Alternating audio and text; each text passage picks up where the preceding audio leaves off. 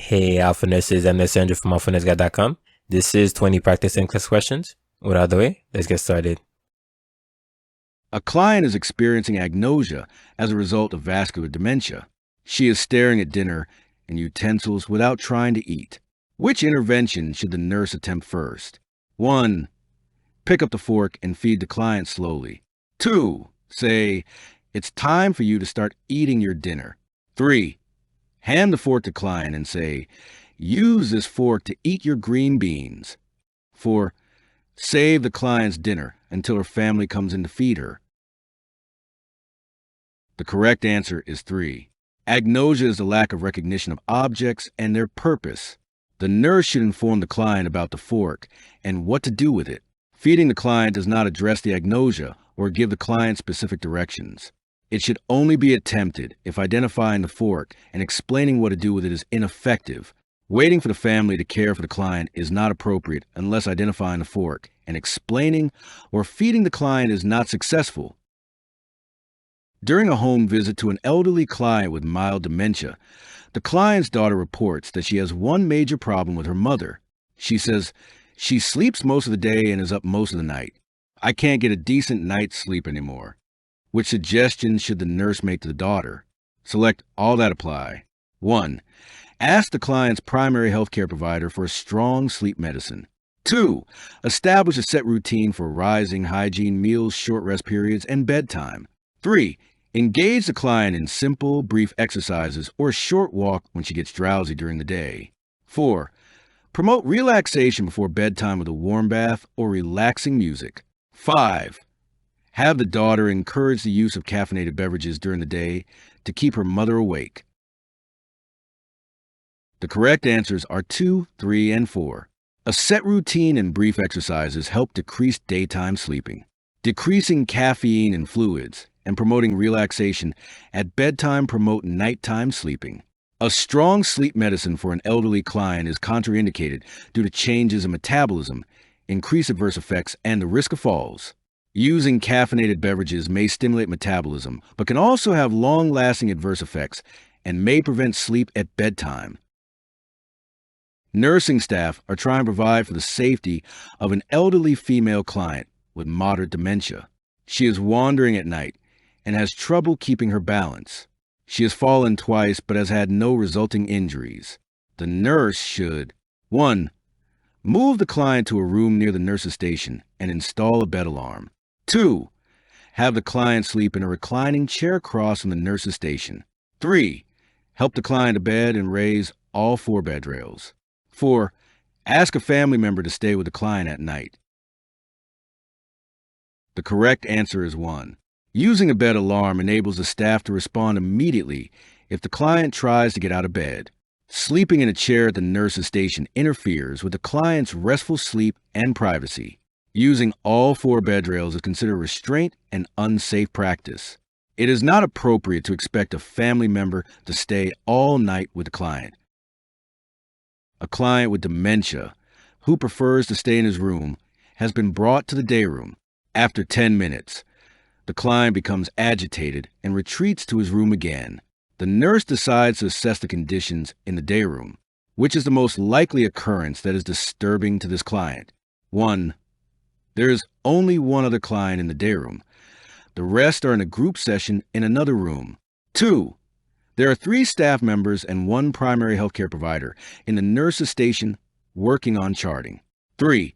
A relaxation tape is playing in one corner of the room, and a television airing a special on crime is playing in the opposite corner. 4. A housekeeping staff member is washing off the countertops in the kitchen, which is on the far side of the day room. The correct answer is 3. The tape and television are competing. Even conflicting stimuli, crime events portrayed on television, could be misperceived as a real threat to the client. A low number of clients in the presence of a few staff members quietly working are less intense stimuli for the client and not likely to be disturbing. A client diagnosed with dementia wanders the halls of the locked nursing unit during the day. To ensure the client's safety while walking in the halls, the nurse should do which of the following? 1. Administer PRN haloperidol to decrease the need to walk. 2. Assess the client's gait for steadiness. 3. Restrain the client in a geriatric chair. 4. Administer PRN, lorazepam, to provide sedation. The correct answer is 2. Elderly clients have increased risk for falls due to balance problems, medication use, and decreased eyesight. Haldol may cause extrapyramidal side effects, which increase the risk for falls. The client is not agitated, so restraints are not indicated. Lorazepam may increase fall risk and cause paradoxical excitement. Before we move on to the next question, the NCLEX Mastery Bundle is available. It includes over 100 animated review videos, hundreds of pages of notes, hundreds of case study questions, and over 1,000 NCLEX questions. Link is in the description, or you can get it at alphanurseguide.com. Back to the questions. A nurse on the geropsychiatric unit receives a call from the son of a recently discharged client. He reports that his father just got a prescription for memantine to take on top of his donepezil. The son then asks, why does he have to take extra medicines? The nurse should tell the son, 1. Maybe the Aricept alone isn't improving his dementia fast enough or well enough. 2. Namenda and Aricept are commonly used together to slow the progression of dementia. 3. Namenda is more effective than Aricept. Your father will be tapered off the Aricept. 4. Aricept has a short half-life and Namenda has a long half-life. They work well together. The correct answer is 2. The two medicines are commonly given together.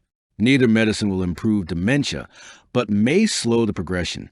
Neither medicine is more effective than the other. They act differently in the brain. Both medicines have a half-life of 60 or more hours. A client has been admitted to the emergency room. The client's family tells the nurse that the client has suddenly become lethargic and is not making sense. The client has not had anything to eat or drink for the last 8 hours. The nurse further assesses the client using the confusion assessment method. The client's responses to questions are rambling, and the client is not able to focus clearly to answer the nurse's questions. Based on these findings, the nurse should report that the client has 1. Dementia, 2. Depression, 3. Delirium, 4. Dehydration. The correct answer is 3. Based on CM assessment tool, the client has an acute onset of behaviors, is inattentive, has disorganized thinking, and is lethargic, decreased level of consciousness. This cluster of behaviors constitutes delirium. Dementia has a slow onset. The client's level of consciousness is usually normal, and the client can focus attention. Clients who are depressed are alert and oriented and able to focus attention, although may be easily distracted. Further assessment is needed to determine if the client also is dehydrated. The nurse is assessing an older adult for signs of dementia using the Minicog Dementia Assessment Tool. The nurse gives the client 3 words to remember: cat, crackers, and toys. After having the client perform a short task, the nurse asks the client to repeat the words. The client says toys, boys, and joys. The nurse should next: 1. Ask the client to repeat the original words one more time. 2. Note on the chart that the client has echolalia. 3. Refer the client to a healthcare provider for further follow-up. 4. Repeat the test when a family member is present. The correct answer is 3. That the client is not able to recall the 3 words is a likely indicator of dementia. The nurse should make a referral for further testing. It is recommended not to repeat the test a second time if the client is not able to recall the words. Although the client repeated rhyming words, echolalia refers to repletion of the same word.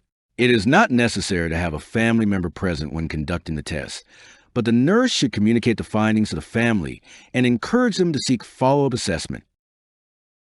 A laboring client smiles pleasantly at the nurse when asked simple questions. The client speaks only Mandarin, and the interpreter is busy with an emergency situation. At her last vaginal examination, the client was 5 centimeters dilated, 100% effaced, and at 0 station. While working with this client, which of the following responses indicates that the client may be approaching birth? 1. The fetal monitor strip shows late decelerations. 2. The client begins to speak to her family in her native language. 3. The fetal monitor strip shows early decelerations. 4. The client's facial expressions become animated. The correct answer is 3. When the fetal head is compressed, early decelerations are seen as a vagal response occurs, and the fetal heart rate decelerates and inversely mirrors a contraction. This response commonly occurs when the client is 9 to 10 centimeters dilated or pushing. If communication cannot be facilitated, early decelerations are one indicator that birth may be approaching. Late decelerations may occur at this time, but indicate uteroplacental insufficiency rather than imminent birth. At any time during the labor process, the client may communicate with her family in her native language. The client's facial expressions may change at any point during labor and cannot be used as an indicator of imminent birth. A nurse and a nursing assistant are caring for clients in a labor and birth unit. Which task should the nurse assign to the nursing assistant? 1. Perform a fundal check on a 2-day postpartum client. 2. Remove a fetal monitor and assist a client to the bathroom. 3. Give ibuprofen 800 milligrams by mouth to a newly postpartum client. 4. Teach a new mother how to bottle feed her infant. The correct answer is 2. Removing a fetal monitor from a client and assisting her to the bathroom are within the realm of practice of a nursing assistant. Performing a fundal check is an assessment, which is a responsibility of a nurse. A nursing assistant is not permitted to administer medication by any route. Education is also part of the professional nursing role. Although a nursing assistant can assist a mother with bottle feeding, the formal client education must be completed and validated by the nurse. Before we move on to the next question, the NCLEX Mastery Bundle is available. It includes over 100 animated review videos, hundreds of pages of notes, hundreds of case study questions, and over 1,000 NCLEX questions. Link is in the description, or you can get it at alphanurseguide.com. Back to the questions. A charge nurse and an LPN are working in the labor and birth unit. Of the following assessments and interventions that must be done immediately, which should the charge nurse assign to the LPN? 1. Complete an initial assessment on a client. 2. Increase the oxytocin rate on a laboring client. 3. Perform a straight catheterization for protein analysis. 4. Recover a mother following cesarean birth. The correct answer is 3. The straight catheterization is within the scope of practice of a licensed practical nurse. An initial or continuing assessment is the responsibility of the registered nurse. Assessment must be complete before increasing the IV rate of oxytocin. The assessment and the increase in oxytocin rate are responsibilities for the registered nurse. The RN, not the LPN, recovers clients who have had surgery because frequent assessments are needed. As a nurse begins her shift on the obstetrical unit, there are several new admissions. The client with which of the following conditions would be a candidate for induction? 1. Preeclampsia. 2. Active herpes. 3. Face presentation. 4. Fetus with late decelerations. The correct answer is 1. The client with preeclampsia would be a candidate for the induction process because ending the pregnancy is the only way to cure preeclampsia. A client with active herpes would be a candidate for a cesarean section to prevent the fetus from contracting the virus while passing to the birth canal. The woman with a face presentation will not be able to give birth vaginally due to the extended position of the neck. The client whose fetus exhibits late decelerations without oxytocin would be at greater risk for fetal distress with use of this drug. Late decelerations indicate the fetus does not have enough placental reserves to remain oxygenated during the entire contraction. This client may require a cesarean section. A client is induced with oxytocin. The fetal heart rate is showing accelerations lasting 15 seconds and exceeding the baseline with fetal movement.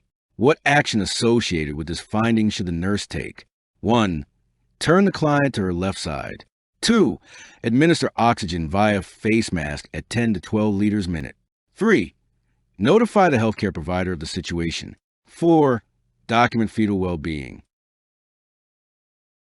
The correct answer is 4. Accelerations are episodic and occur during fetal movement demonstrate fetal well-being.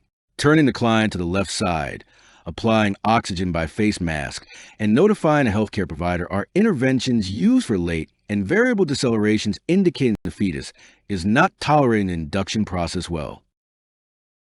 A nurse notices repetitive late decelerations on the fetal heart monitor. The best initial actions by the nurse include 1. Prepare for birth, reposition patient, and begin pushing. 2. Perform sterile vaginal exam, increase IV fluids, and apply oxygen. 3. Notify the provider, explain findings to the patient, and begin pushing. 4. Reposition patient, apply oxygen, and increase IV fluids. The correct answer is 4. Late decelerations on a fetal heart monitor indicate uteroplacental insufficiency. Interventions to improve perfusion include repositioning the patient, oxygen, and IV fluids. A sterile vaginal exam is not indicated at this time. Late decelerations are not expected findings and do not indicate an imminent birth. Following an epidural and placement of internal monitors, a client's labor is augmented. Contractions are lasting greater than 90 seconds and occurring every 1.5 minutes. The uterine resting tone is greater than 20 with an abnormal fetal heart rate and pattern. Which of the following actions should the nurse take first? 1. Notify the healthcare provider. 2. Turn off the oxytocin infusion. 3. Turn the client to her left side. 4. Increase the maintenance IV fluids. The correct answer is 2. The client is experiencing uterine hyperstimulation from the oxytocin. The first intervention should be to stop the oxytocin infusion, which may be the cause of the long, frequent contractions, elevated resting tone, and abnormal fetal heart patterns. Only after turning off the oxytocin should the nurse turn the client to her left side to better perfuse the mother and fetus. Then she should increase the maintenance IV fluids to allow available oxygen to be carried to the mother and fetus. When all other interventions are initiated, she should notify the healthcare provider. Before we move on to the next question, the NCLEX Mastery Bundle is available. It includes over 100 animated review videos, hundreds of pages of notes, hundreds of case study questions, and over 1,000 NCLEX questions. Link is in the description, or you can get it at alphanurseguide.com. Back to the questions. When developing the plan of care for a client diagnosed with personality disorder, the nurse plans to assist the client primarily with which of the following? 1. Specific dysfunctional behaviors. 2. Psychopharmacologic compliance. 3. Examination of developmental conflicts. 4. Manipulation of the environment. The correct answer is 1. The nurse should plan to assist a client who has a personality disorder primarily with specific dysfunctional behaviors that are distressing to the client or others. The client with personality disorder has lifelong, inflexible, and dysfunctional patterns of relating and behaving. The client commonly does not view his behavior as distressful to himself. The client becomes distressed because of others' reactions and behaviors toward him, which cause the client emotional pain and discomfort. Psychopharmacologic compliance is not a primary need because medication does not cure personality disorder. Medication is prescribed if the client has a severe symptom that interferes with functioning, such as severe anxiety or depression, or if the client has an Axis 1 disorder. Examination of developmental conflicts usually is not helpful because of the ingrained dysfunctional ways of thinking and behaving. It is more useful to help the client with changing dysfunctional behaviors. Although milieu management is a component of care, the client usually is proficient in manipulation of the environment to meet his needs. The healthcare provider has performed an amniotomy on a laboring client. Which of the following details must be included in the documentation of this procedure? Select all that apply. 1. Time of rupture. 2. Color and clarity of fluid. 3. Fetal heart rate and pattern before and after the procedure. 4. Size of amnio hook used during the procedure. 5. Odor and amount of fluid. The correct answers are 1, 2, 3, and 5. The time of rupture, color, odor, amount, and clarity of amniotic fluid, and FHR and pattern before and after procedure are all information that must be documented on the client's record. There is only one size for an amnio hook. The nurse is explaining the medication options available for pain relief during labor. The nurse realizes the client needs further teaching when the client states which of the following: 1. Nalbuphine and promethazine will give relief from pain and nausea during early labor. 2. I can have an epidural as soon as I start contracting. 3. If I have a cesarean, I can have an epidural. 4. If I have an emergency cesarean, I may be put to sleep for the birth. The correct answer is 2. Typically, a client will be able to have an epidural when she is 3 to 4 centimeters dilated or the active phase of labor has been established. Waiting until the cervix is dilated to this point ensures that the client is in labor and the epidural is less likely to halt labor contractions. Nalbuphine and promethazine are used to provide relief until the client is about 7 centimeters dilated. If given after this time, narcotics may cause neonatal respiratory depression in the neonate. The majority of clients have an epidural or spinal for cesarean section. The only time general anesthesia is used is for an emergency cesarean section. A full-term client is admitted for induction of labor. When admitted, her cervix is 25/0. The initial goal is cervical ripening prior to labor induction. Which drug will prepare her cervix for induction? 1. Nalbuphine. 2. Oxytocin. 3. Dinoprostone. 4. Betamethasone. The correct answer is 3. Cervical ripening, or creating a cervix that is soft, anterior, and dilated to 2 to 3 centimeters, must occur before the cervix can efface and dilate with oxytocin. Drugs that accomplish this goal include dinoprostone, misoprostol, and prostaglandin E2. Nalbuphine is a narcotic analgesic used in early labor and has no influence on the cervix. Betamethasone is a corticosteroid given to mature fetal lungs. A full-term client is admitted for an induction of labor. The healthcare provider has assigned a Bishop score of 10. Which drug would the nurse anticipate administering to this client? 1. Oxytocin 30 units in 500 milliliters D5W. 2. Prostaglandin gel 0.5 milligrams. 3. Misoprostol 50 micrograms PO. 4. Dinoprostone 10 milligrams. The correct answer is 1. A Bishop score evaluates cervical readiness for labor based on 5 factors: cervical softness, cervical effacement, dilation, fetal position, and station. A Bishop score of 5 or greater in a multipara, or a score of 8 or greater in a primipara indicate that a vaginal birth is likely to result from the induction process. The nurse should expect that labor will be induced using oxytocin because the Bishop score indicates that the client is 60% to 70% effaced, 3 to 4 centimeters dilated, and in an anterior position. The cervix is soft and the presenting part is at a -1 to 0 position. Prostaglandin gel, misoprostol, and dinoprostone are all cervical ripening agents, and the doses are accurate. However, cervical ripening has already taken place. You can get the NCLEX Mastery Bundle now. Link is in the description, or you can get it at alphanurseguy.com.